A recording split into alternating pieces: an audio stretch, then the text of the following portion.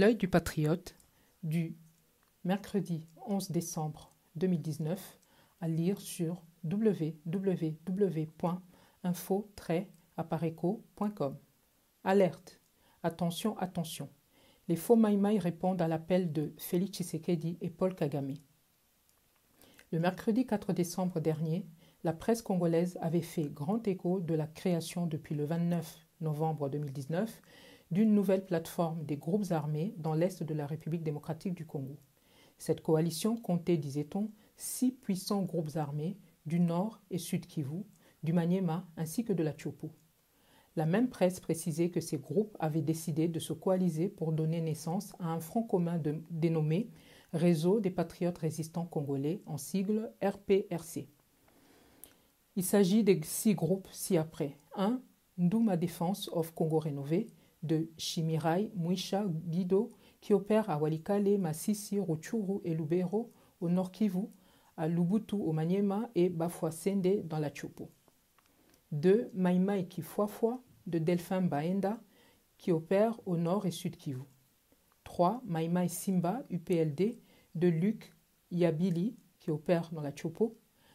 4. Maïmaï Mazembe, UPDI, de Kitete Bouchou, qui opère à Lubero, au Nord Kivu. 5. Maïmaï MAC, de Mbura Matondi, qui opère à Walikale. Et 6. Maïmaï Rai Mutomboki, de Shebi Bazungu, qui opère à Walikale et Maniema. Les chefs de ces différents groupes précités affirment tous poursuivre un objectif commun, à savoir combattre les ADF et les FDLR. C'est pour atteindre cet objectif, a déclaré Désiré Ngabo Kisuba, le porte-parole de Nduma Defense of Congo Rénové, qu'ils s'étaient réunis au village Bukambirwa dans le groupement d'Ikobo à Walikale et ils y ont signé un accord, a-t-il souligné. Les circonstances de la création de cette plateforme militaire, ainsi que la précipitation de ses membres à répondre rapidement à l'appel de Félix Tshisekedi à déposer les armes, ces deux faits ont suscité la curiosité et provoqué la méfiance des instances dirigeantes de la PARECO qui ont ordonné une enquête immédiate pour savoir ce que cachait cet événement. Car la création de cette plateforme laissait paraître des signes probants qu'elle était dictée par des enjeux secrets, en l'occurrence des négociations en perspective à Kinshasa pour l'instauration d'une nouvelle transition politique. Les faits nous ont effectivement donné raison, car les premiers actes posés par cette fameuse plateforme ont conforté nos présomptions. En effet, les 6 groupes armés ont déclaré, dès la création de leur nouvelle plateforme, qu'ils déposaient les armes pour négocier avec le gouvernement central suite à l'appel du président Félix Tshisekedi. Avait-il besoin de créer une plateforme pour déposer les armes? D'habitude, on crée une coalition militaire pour renforcer plutôt le combat. Un deuxième fait qui a suscité notre méfiance, c'est la précipitation avec laquelle les 6 groupes ont constitué un cahier de charges à soumettre au gouvernement congolais. Et parmi les points inscrits, leur principale revendication est, tenez-vous bien, l'intégration de leurs éléments armés au sein des FARDC. Ces deux faits ont poussé la hiérarchie de la PARECO à approfondir l'enquête sur le terrain pour connaître plus en détail l'identité des principaux acteurs et animateurs des 6 groupes coalisés. Les informations et témoignages recueillis auprès des différents réseaux des vrais patriotes congolais qui se battent sur le terrain pour stopper l'invasion rwandaise ont été très édifiants. En effet, les 6 groupes armés coalisés au sein de la plateforme dénommée Réseau des patriotes résistants congolais RPRC en sigle, sont tous, sans exception, des groupes créés, armés, équipés et manipulés conjointement par Joseph Kabila à partir de Kinshasa et Paul Kagame à partir de Kigali. Nous relevons quelques détails ci-dessous à titre d'illustration.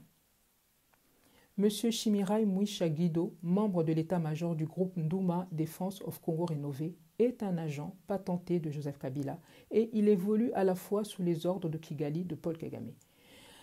Les éléments armés de ce groupe Nduma Defense of Congo Rénové sont dotés des tenues de la garde républicaine et des FARDC et en plus, ils sont lourdement armés et régulièrement ravitaillés par leurs mentors Hippolyte Kanambe et Paul Kagame, tantôt à partir de Kinshasa, tantôt à partir de Kigali. Ils perçoivent en outre une solde mensuelle de $100. Cette milice avait été alliée au CNDP de Bosco Tanganda et elle affronte régulièrement sa faction dissidente, le NDC rénové. M. Ntaberi Sheka, chef de Ndouma Defense of Congo Rénové, fut en plus candidat malheureux aux législatives de 2011.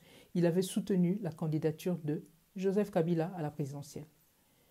Le groupe Raya Mutomboki, en swahili Peuple en colère, est quant à elle une milice formée en 2005 en territoire de Chabunda dans le sud Kivu. Ces dissidents avaient bénéficié du soutien du M23 dans le territoire de Massissi dans le sud Kivu.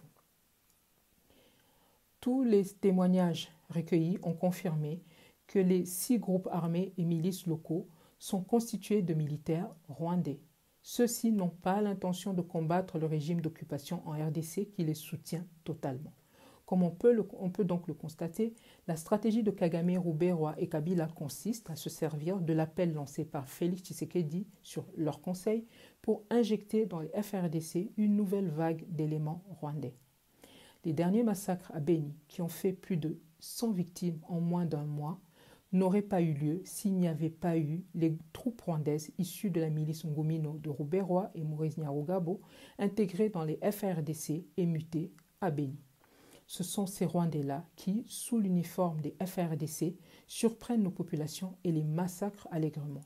Nous n'inventons rien, car lorsque Maurice Nyarugabo a dernièrement fait état de cette intégration dans son point de presse au sujet de la crise à Minembwe, il a bel et bien fait mention de la mutation de leur milice à Beni.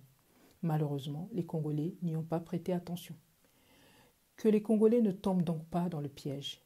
La mise en scène de la création de cette nouvelle plateforme de 6 groupes armés rwandais qui se présentent comme des groupes rebelles congolais n'est qu'un stratagème bien connu de Paul Kagame. En effet, dans la perspective d'un énième dialogue intercongolais que les lobbies Tutsi projettent d'organiser bientôt à Kinshasa, Paul Kagame prépare déjà le terrain pour injecter un nouveau lot de militaires rwandais au sein des FRDC, particulièrement à l'Est. L'armée congolaise, on le sait, est victime de cette stratégie depuis 20 ans. Le Rwanda crée chaque fois le chaos en RDC pour organiser ensuite des prétendus dialogues qui aboutissent toujours au renforcement de l'invasion tutsi-rwandaise dans nos institutions et au sein de notre armée nationale. Ceux des Congolais qui croyaient naïvement que la nomination de Félix Tshisekedi à la tête du pays par Joseph Kabila, avec le quitus de Paul Kagame, allait nous apporter un début de solution, doivent réaliser que dorénavant, le lobby Tutsi a plutôt plus de latitude et de marge de manœuvre pour accélérer et parachever le processus d'occupation et de balkanisation de la RDC. C'est maintenant avec l'accord officiel d'un président congolais que Kagame fait entrer allègrement les troupes rwandaises sur le territoire congolais sous le fallacieux prétexte d'une coopération militaire entre la RDC et le Rwanda. C'est maintenant, avec l'accord de Félix Tshisekedi, que les éléments rwandais seront versés officiellement et donc légalement au sein des FRDC sous le prétexte de la réconciliation entre les Congolais. Le peuple congolais n'a plus qu'une solution.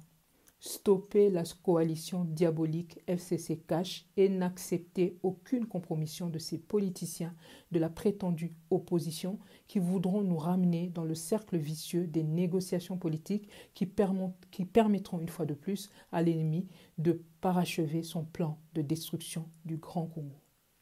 Paris, le 11 décembre 2019, Candide Okeke, L'œil du patriote, à lire sur www.info-apareco.com.